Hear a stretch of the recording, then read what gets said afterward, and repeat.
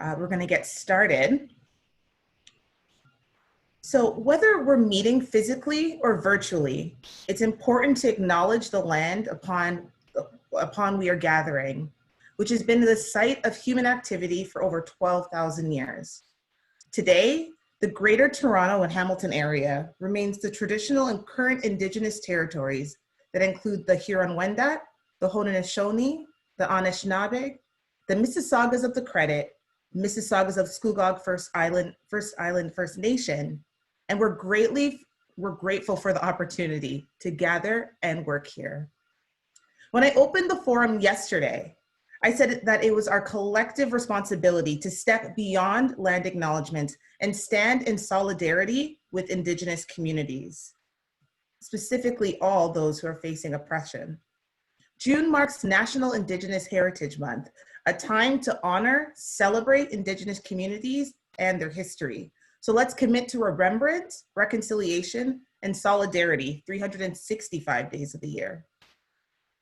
Over the past 2 days, we've engaged in dialogue about what it means to build back better. Beyond generating ideas, I hope the forum has been an opportunity to reflect and consider what actions we all can collectively take. I thank you for 2 great and amazing days of learning, doing, and working together. We are pleased that we've had the participation of so many of you, but also those from the government over the course of this forum. We wanted to just reach out and mention some of these names now. The Honorable Rod Phillips, who you will hear from shortly, and who is, in addition to being the Minister of Finance, is also chairing the Ontario Jobs Recovery Committee. The Honorable Jill Dunlop, Associate Minister of Children and Women's Issues. The Honorable Michael Tiablo, Associate Minister of Mental Health and Addictions. MPP Mitzi Hunter. MPP DJ oh, sorry, I messed up his last name and I was working on it so much. Tharniga Salam. His Worship John Tory, Mayor of the City of Toronto. His Worship Patrick Brown, Mayor of the City of Brampton. Toronto City Councillor Brad Bradford, and Brampton City Councillors Rowena Santos and Councillor Charmaine Williams.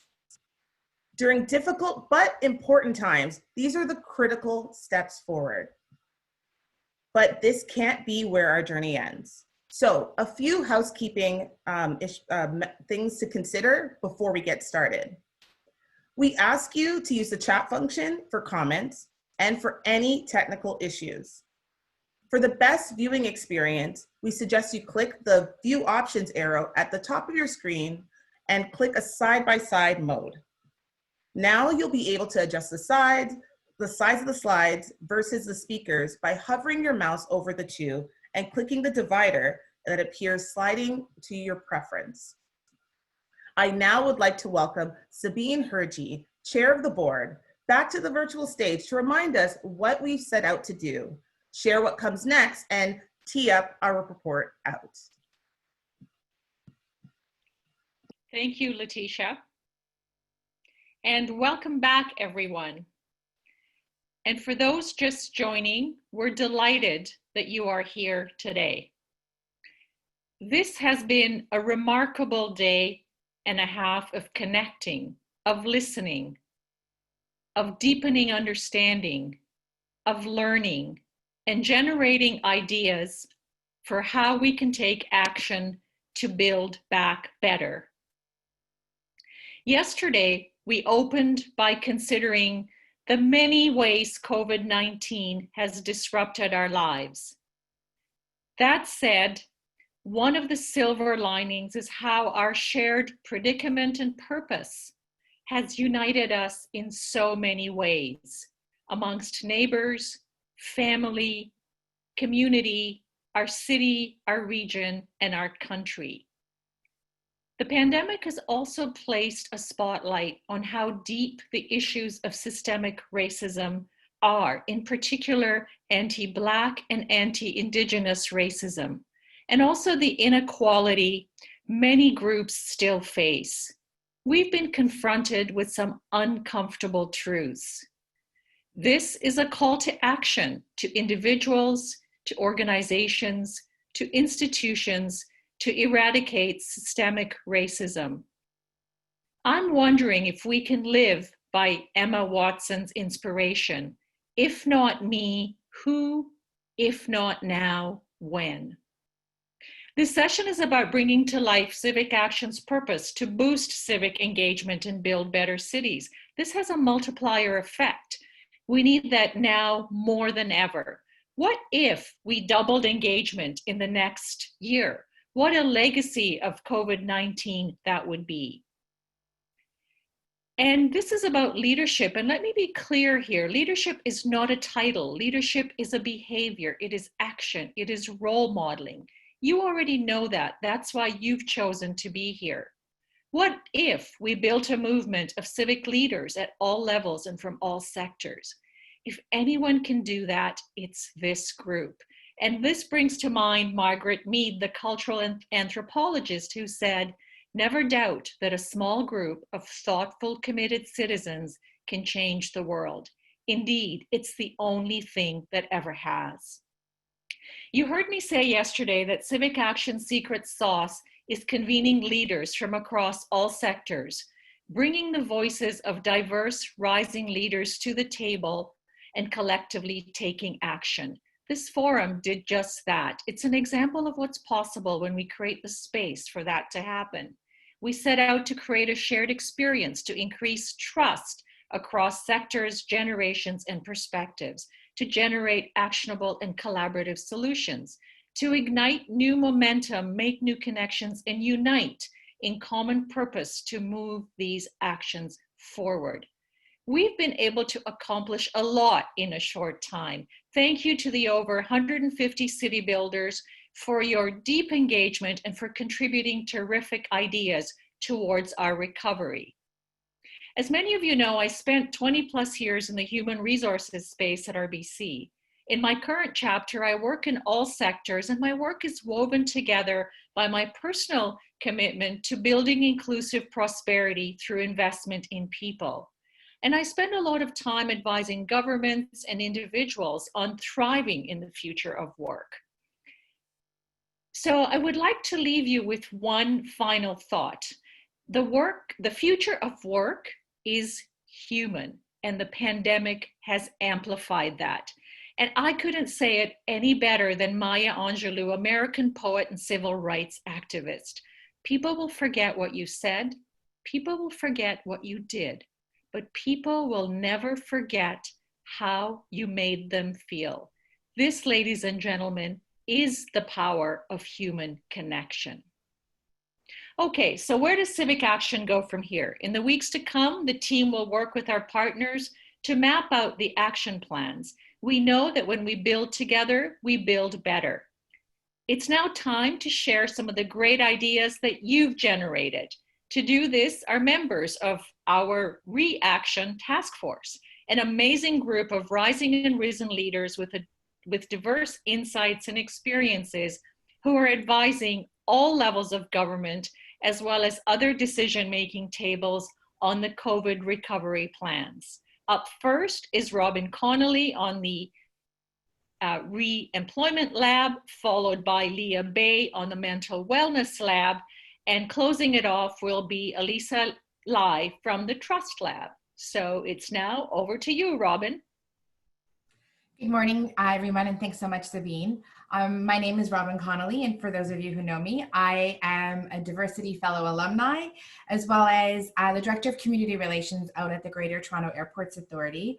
I'm a proud member of the Reaction Task Force, as well as through my work at the airport, we support Civic Action and partner on the future of work stream of work, and I'm a proud member of that task force as well. So a very insightful morning yesterday on the employment session. And so re-employment in this lab, two major themes surfaced. One about we need to retrain how we train. Participants saw the need to reimagine how we train young people to be more nimble and responsive to job market needs. Participants stressed the need to make training more accessible, affordable, while being clear about the intended outcome. And the second major theme that surfaced yesterday is a systems update.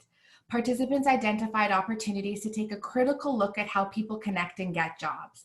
From job postings to networking, participants saw a lot of opportunity to do things better to create greater opportunities for youth, especially those from underrepresented groups. And I have to go and reflect for myself as a hiring manager who's written many a job description out there. Sometimes I go back and I look at them and I'm like amazed I even got someone qualified for the role because the job description made so little sense. So I think that there is a lot of opportunity for streamlining and clarity. I totally endorse that. A sample of the ideas that came up yesterday: we need to equalize access to digital tools to level the playing field. The first step is to create a digital provide champions group with technology companies, government, educational institutions, and businesses. We need to link leaders and youth through paired networking opportunities to increase the number and diversity of connections. This first step is to pilot a new networking format. And finally, we need to encourage employers to adopt more accessible recruitment processes to provide access to traditionally underrepresented groups. The first step is to understand the barriers people are facing and companies that they have the first step is to understand the barriers people are facing and companies that have promising practices. So just again, thanks so much for yesterday, and these are the outcomes from the Employment Lab.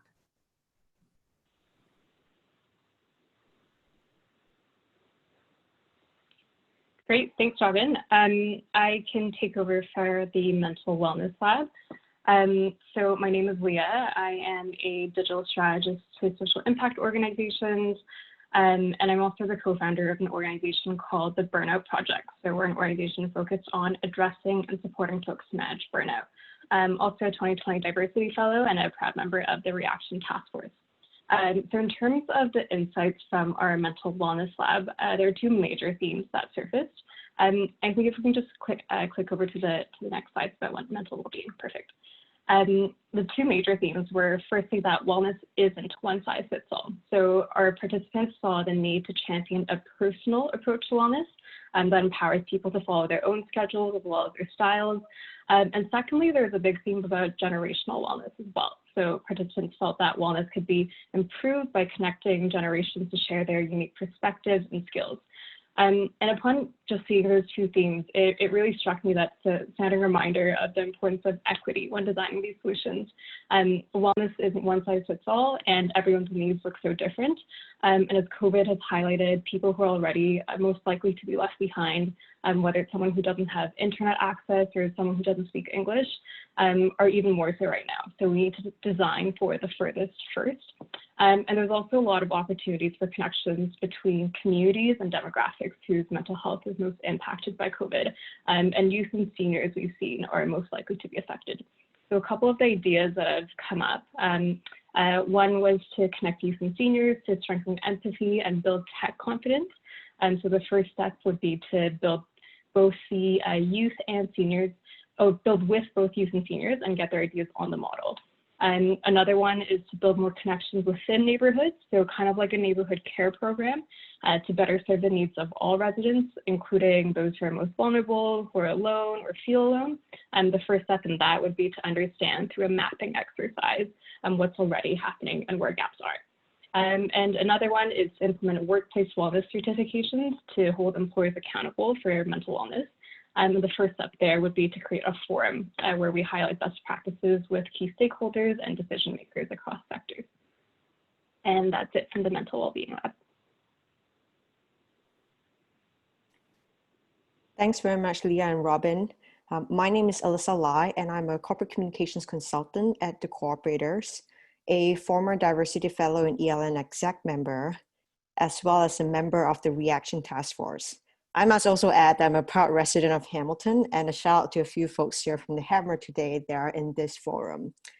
I am here providing feedback and thoughts from the Trust Lab.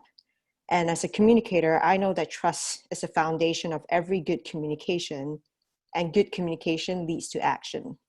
Trust can break any new initiative or make any new initiative. And when it comes to data collection, use, and management, trust is paramount on 4 different areas: physical trust, digital trust, community trust, and institutional trust. In the lab, we talked about 3 major themes. First, transparency and communication are key in how we capture, share, and also manage data. Second, authenticity is an important factor in building and maintaining trust. We need to be able to convene safe spaces and work with individuals to bring their own power and expertise with the tools to understand the privilege and the stories of equity-seeking groups. And third, community trust can be built by amplifying voices and working with communities to have uncomfortable but necessary conversations in order to move forward. There are 4 samples of ideas here that we have. First is to align leaders on a common goal to restore the economy equitably. This means focusing on the why and the purpose of the data that we collect and use. Second, there is a responsibility to create digestible and accessible information for communities at all levels and places. This means writing in plain language, communicate in a manner that makes sense to those communities. On the flip side of things, there also needs to be accountability for companies, such as tech companies, institutions that have the power and the institutional structure in order to manage and use those data. Third, we need to be able to collect and use the data to make better decisions. As a former researcher and professor once told me, data collection is like garbage in and garbage out. You need to have good data in order to make good decisions. And the fourth point is to amplify the impact of strong community networks, is to leverage and make use of the strengths that we already have in a collective manner. And that in turn, I would share a piece of anecdote and the framing in order to think about how we use data.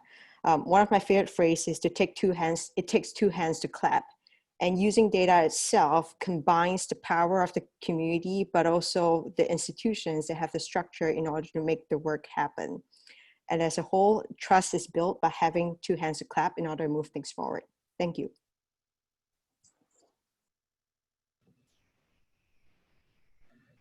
Wow, the ideas that have come out of the lab sound so amazing, and it's a testament to the amount of work that went into it, and I'm so amazed by how much time and how much great ideas came out of this short amount of time together. Thank you, Robin, Alyssa, and Leah, for sharing. I now would like to welcome Tim Hockey, Chair of the Board of CivicAction Leadership Foundation, to introduce our next speaker. I will also add that Tim will also be closing us out for the day. Great, thanks, Letitia. As Letitia said, I'm the chair of the board of the newer half, if you will, of the Civic Action Group, which is the Leadership Foundation. And the group here that's gathered today has really proven the power of the network that we have. I have 2 tasks, as Letitia said. One is to introduce Minister Rod Phillips, which I'll do in a second. But I'm sitting back here reflecting on, for me, what was my last stint, which was running TD Ameritrade as the CEO in New York City. And I can tell you, I've lost track of the number of people that have said, boy, I bet you're glad you're not in New York City right now. And that's true, but it's partly because I'm back in Toronto. But New York's going through something that we're all going through in every city across the planet, which is trying to deal with these 2 remarkable diseases, if you will. One, of course, the physical disease, and one that we've been struggling with for literally decades. And it's fora like this that make me feel great about our city and our desire to try and put things back together. So with that, let me just introduce our next speaker, who is, as most people on this call will know, is absolutely no stranger to Civic Action. He served as the chair of Civic Action from 2014 to 2017, and then he left us because, you know, he wanted to go into politics or something. Like, that's important. And so now here he is, you know, Minister of Finance for Ontario and the MPP for Ajax, and we're all very proud of him, as we like to say, so because he's ours. Rod Phillips, the MPP for Ajax and the Minister of Finance for Ontario. Over to you, Rod. Thank you very much, Tim and Letitia. I got a chance to listen in on a little bit of that last session. with Alicia and the aspects around data. Just very relevant conversation. I know part of my team's been listening in overall, so so I'm sure we'll look forward to hearing more, and I'll look forward to getting more feedback. Tim, thank you for your leadership at the CivicAction Foundation. Something that I think we all can be proud of, the work that the foundation does to promote the work of civic action, and I think it's important from my perspective. The work of civic action has never been more important than it is today. I can remember back, and I'll date myself here, to when the organization was founded, and it was founded, as some would know, out of I guess a related crisis, and a coming together of leaders from all levels across the Greater Toronto Area back in the early 2000s, when SARS was the issue, and when a number of people got together and said, we need more than just traditional leadership, we need more than just politicians, we need a combination of emerging leadership, we need the existing leadership to meld and talk, we need to build the capacity inside of, then we were talking just about Toronto, quite frankly, and then expanded to the GTA, and then to the DTHA, and now Civic Action, you know, as a national and a global footprint in terms of the impact it has. But that we needed back then to be able to not just deal with the current problem in front of us in a very actionable, practical way, but to deal with the problems that we weren't looking straight in the eye, but that were just around the corner. And I've said this to other groups that Civic Action's brought together. I think that's more necessary now. Those combined skill sets, that orientation, that bias for action, combined with the ability to look forward and around corners at what's in front of us. I don't think that's ever been more vital, and that's why I'm so glad that you're getting here today. And I was so pleased to provide some brief remarks. I did look at the agenda, and as I said, I've asked my team to, because unfortunately this job doesn't give me the luxury of participating for a few hours on activities, but I have asked my team to bring me the feedback, not just from what you've done today, but the work that you're going to be doing going forward, because I think that is so critical. And I would encourage you to continue even with renewed vigor around looking around those corners, looking at the issues that are right in front of us, but also what that means to how we build back better, which I think is just a great frame for this discussion and for what we're trying to do in the province. Today, and I don't know if it's public yet, but I can share it with this group. Today, we've seen the lowest case levels that we've seen across the province in a very, very long time. We're below 200 cases today, and I think, you know, all the credit for that goes to a combination of our healthcare professionals and to the willingness of people across the province to respond to the messages from our scientists, from healthcare, yes, from our government leaders as well, around doing the right things relative to physical distancing and otherwise to get us to a place where the staged, very thoughtful staged reopening that we're currently working our way through is you know, thus far going to be a success. I'll talk briefly about the reopening. We know two things are true because we've looked very closely at other jurisdictions, and we've seen where it's gone well and we've seen where it's not gone well, but two things are always true. The first is that there will continue to be flare-ups when it comes to COVID, and so we need to be in a position to respond and react to those while we make some progress on the economic and getting our lives back to more normal front. The second thing we know, and this is very much a focus that myself and my colleagues are focused on. We know that there will be fewer people that will come back, at least initially. Fewer businesses will open, even if they can open. Fewer employees will come back, even if they could come back. And fewer customers or citizens, when we talk about engaging in broader civil society, will come back than we might expect. Because although there is a pent-up desire from so many people to come back, there is also an understandable concern, an understandable fear relative to what it's safe to do. And we are going to try to fast track people reestablishing that confidence in terms of understanding. You know, the TTC made its announcement about masks, for example, trying to help people orient around how we can continue to do some of the things we used to do, but do them differently, and what things we can't do for now. But this is all of our project. This is not simply government flipping a switch and turning things on. I was in a meeting this morning and someone used an analogy of, you know, the shutdown of the economy was a little bit like, you know, if you imagine in you know, a situation with a nuclear power plant where you hit a button and there's a quick shutdown, and there's things in place to do that. But you know, to start up a nuclear power plant again would be a very complex exercise with many variables. Restarting an economy, restarting social activity is many times more complex than that. And it involves levers that government has, but it also involves all of us making our own decisions, and then those collective decisions become the new normal about what we feel comfortable doing and what's safe for us. So again, in a time like that, I can't imagine anything more important than what this organization does and has done. I'm very proud of my history, going back to when it was founded back in 2003, and the opportunity and the honor I had to chair the organization. There are many reasons for optimism. We are making progress every day on the health front. It's remarkable what we are learning about how to treat and approach this, even as we make progress on the science front, which is another area. I wish any or all of you could have the chance with me to see the remarkable minds we have at work. Coming up with the new approaches, looking at all aspects of the science, and we're making progress right here in Ontario, but also around the world, and I think that's going to be very positive. And I think if there's a third reason for optimism, it's just the resilience and capacity and ingenuity of the people of the Greater Toronto and Hamilton area, the people of the province, of Canadians in general.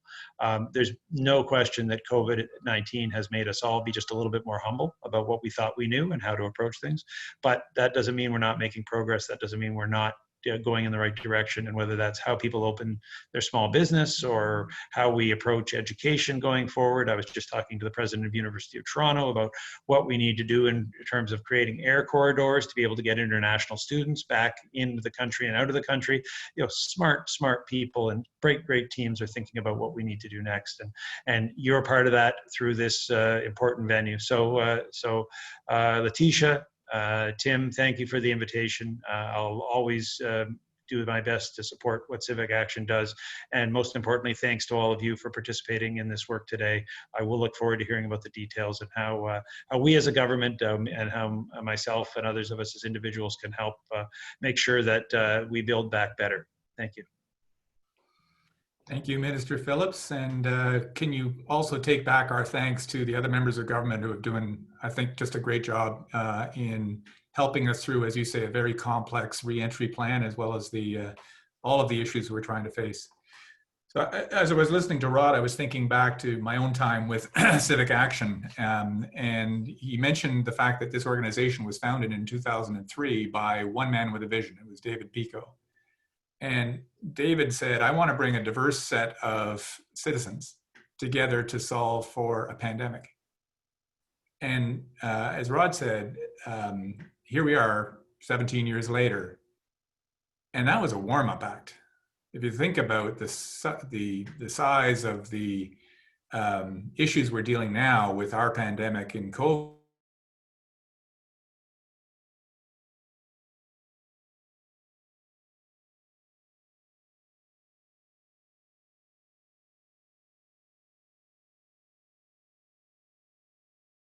and that is systemic